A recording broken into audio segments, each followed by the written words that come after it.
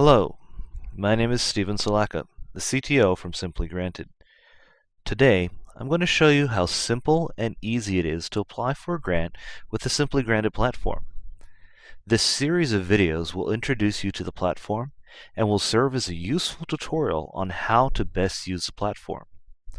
As always, if you have any questions, please feel free to leave a comment below or contact us directly through our website at www.simplygranted.com. Let's begin. How many grants that you have expiring today? This is a good reminder to let you know that you might have some applications that you've got to finish up. Our third metrics over here tells you how many grant application packages you have in progress, letting you know how much work you have left to complete. And our final metric over here shows you how many grants which will be expiring within the next 7 days, letting you know that you might have a busy week ahead.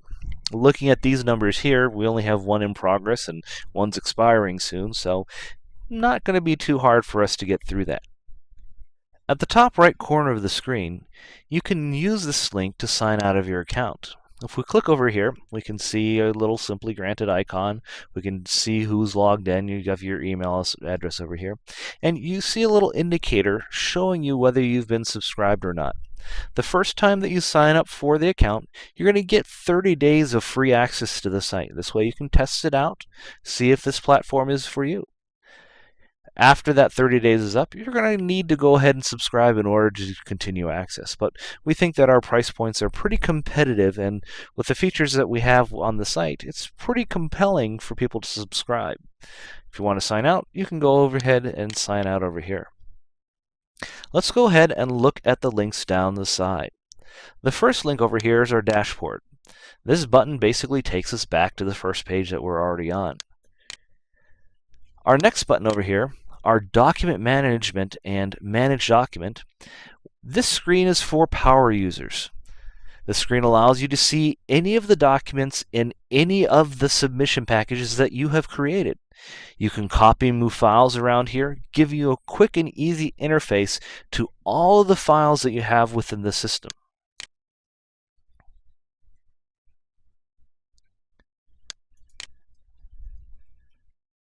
The first time that you access it, it may ask you for additional permissions to allow you to access and view your Google Drive documents.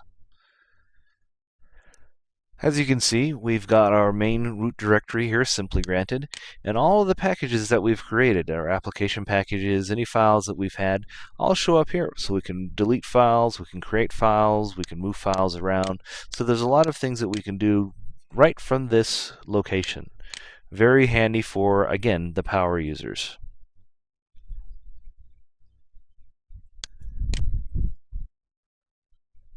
On our next screen here, we're going to take a look at our profile. And our profile is where we store most of our pertinent information. So over here, profile, under our basic information, we've got all of our basic contact information. So your first name, your last name, male, female, or others, your date of birth, street, city, country, state, zip code.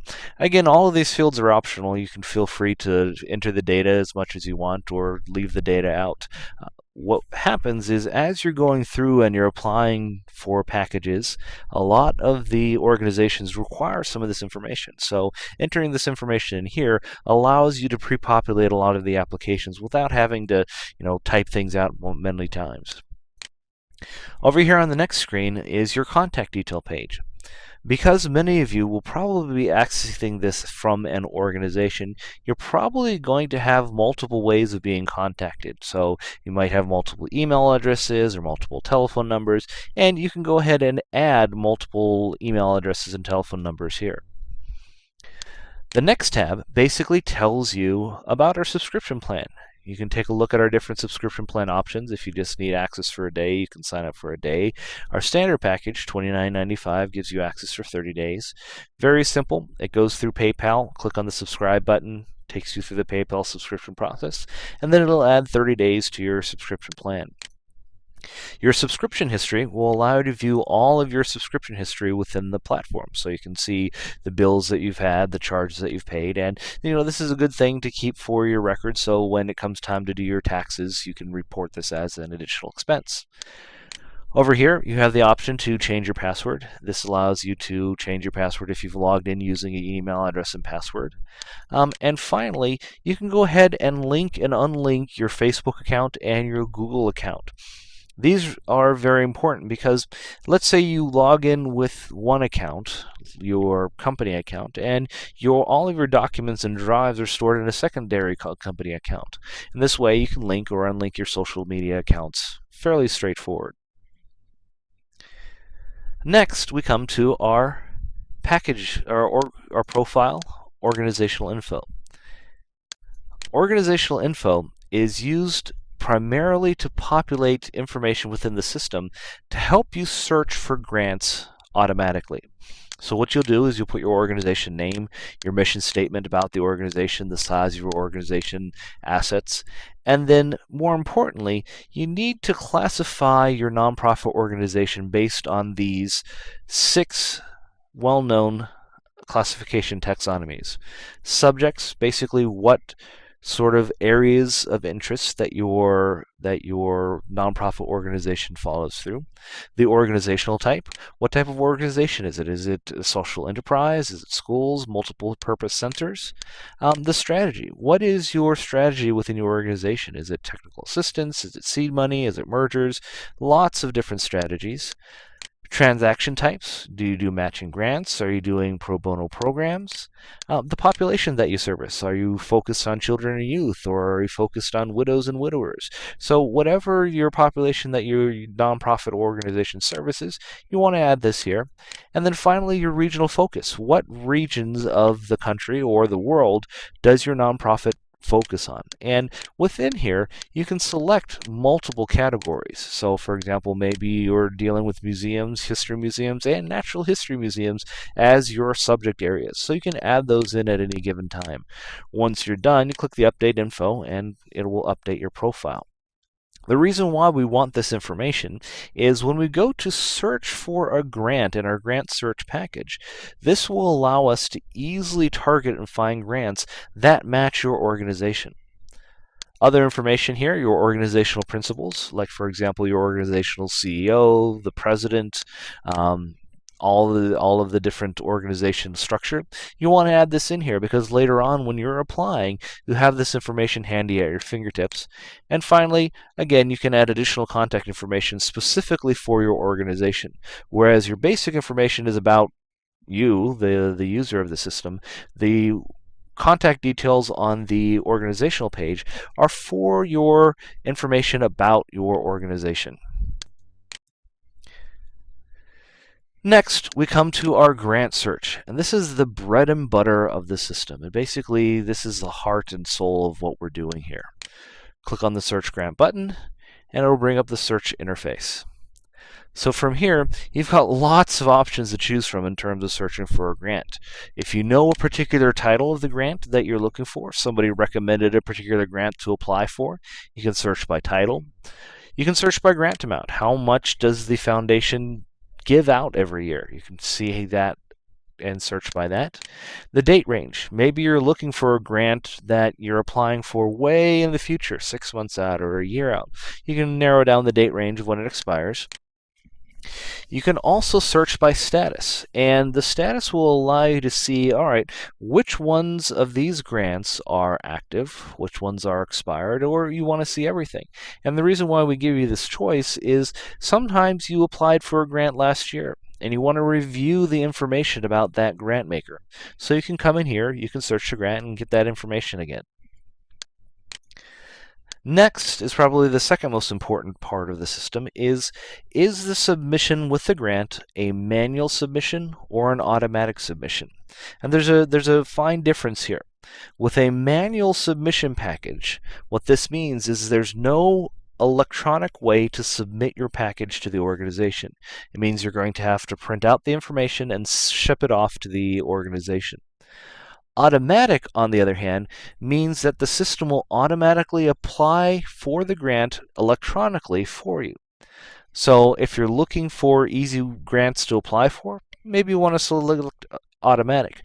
But not all grants and not all grant organizations have automatic systems. So we have the manual grants in there as well. You may know the organizational name. Enter that to search. And then finally, we come down to those 6 taxonomy types that we talked about earlier. So for example, maybe you want to find all grants and grant organizations that focus on museums, or you want to look at grants that are all about arts and culture, or specifically focus on children and youth. So you can search through the grants with a lot of these different metrics. Taking a look down here at the results, what you'll find is a pretty easy, quick overview of the information. The first icon over here tells you if the grant is a manual grant or an automatic grant. The little house icon over here tells you that it's a manual grant, meaning that you're going to have to mail it off to a house address. If there's a little email icon, it's going to show you that this is an automatic grant that you can go ahead and apply for electronically through the system. It'll tell you the name of the grant. It'll tell you the amount, and this amount here is the total amount of grants that the organization has written within the past year. So for the larger grants, for the organizations that have lots and lots of resources, these might be a good place to start looking for. It has a list for the application deadline to tell you how far out you need to apply. If there's a web page for the site, it's listed here, and whether the grant is active or expired, so you can tell the status. To get more detail about the grant, you can click on the name,